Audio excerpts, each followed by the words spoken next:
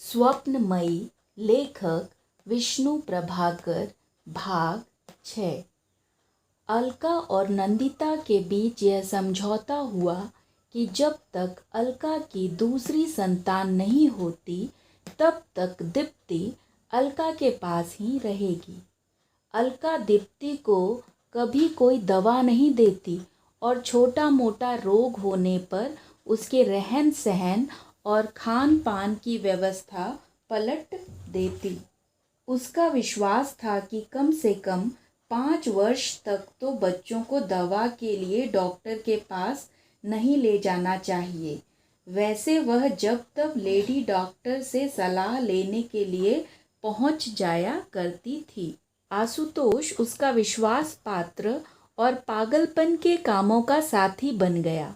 वह धीरे धीरे शरीर से स्वस्थ ही नहीं हुआ बल्कि उसका जीवन भी एक स्वस्थ धारा में बहने लगा। बिना लेखक की सहायता के आशुतोष एक सामाजिक संस्था में काम करने लगा। उसका रुझान क्रांतिकारी था। शीघ्र ही वह कलकत्ता के एक समाज का नेता बन गया। उसके कार्य में अलका भी रस लेने लगी। अलका अपने सभी समारोहों में लेखक को यह बोलकर ले जाती कि वो प्रोफेसर हैं, भाषण देने की कला पर कुछ बोल सकते हैं, फिर अर्थ के मामले में उनके मंजूरी की आवश्यकता हो सकती है। लेखक कहते, इस मामले में अलका, मैं सारे अधिकार तुम्हें देता हूँ।